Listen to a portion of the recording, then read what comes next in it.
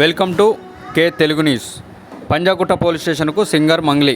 ప్రముఖ గాయని మంగ్లీ తనపై తప్పుడు ఆరోపణలు చేస్తున్నారని 10 లక్షల రూపాయలు డిమాండ్ చేశారని ఆరోపిస్తూ న్యాయవాది సింగపోగు సుబ్బారావుపై పంజాగుట్ట పోలీస్ స్టేషన్లో ఫిర్యాదు చేశారు. తన న్యాయవాదితో కలిసి ఆమె ఇచ్చిన ఫిర్యాదులో సుబ్బారావు తన కార్యాలయం వద్దకు వచ్చి డబ్బు డిమాండ్ చేశారని, ఇవ్వనందుకు దుర్భాషలాడుతూ మీడియాలో దుష్ప్రచారం చేస్తున్నారని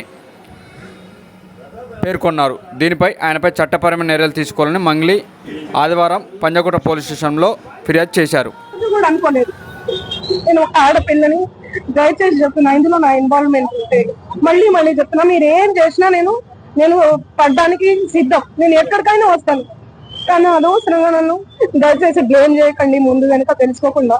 ఇందులో నా ఇన్వాల్వ్మెంట్ 1% కాదు కదా, 0% కూడా లేదు. ఆయన జస్ట్ ఫేమస్ అవ్వడం కోసమే నాతో మాట్లాడాడు కూడా, నువ్వు వస్తేనే నేను మాట్లాడతాను అని చెప్పి ప్రతి ఒక్కరిని కూడా ఆయన అట్లనే అప్రోచ్ అవుతున్నారు.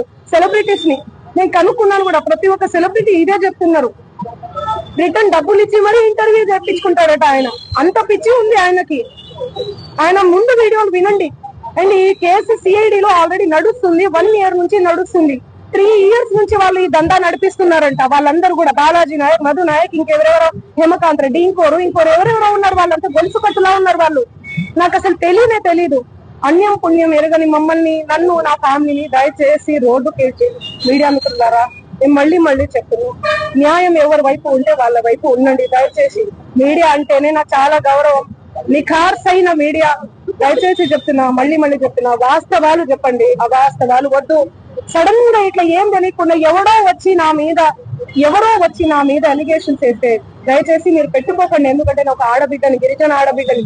ఎవరెవరో పడనోళ్ళు మా ప్రోగ్రామ్ కి రాలేదు, అంత బలుప, అంత ఓవర్ యాక్షన్, ఏమేమో ఉంటాయి. వాళ్ళు వచ్చి పడదు అని చెప్పి ఏదేదో మాట్లాడుతుంటారు. మీరు అట్లా పెట్టుకోవడం చాలా తప్పు. దయచేసి మీడియా మిత్రులు, నా ఫ్యామిలీ లాంటి వాళ్ళు, నా ఫ్యామిలీ మీడియా అంటేనే నా ఫ్యామిలీ. నేను కూడా ఒక జర్నలిస్ట్ గానే వచ్చాను. కానీ ఎవరిని ఏ మాట అనకుండా నా కష్టాన్ని నేను నమ్ముకొని, నా పాటను నేను నమ్ముకొని ముందుకెళ్తున్నాను. నా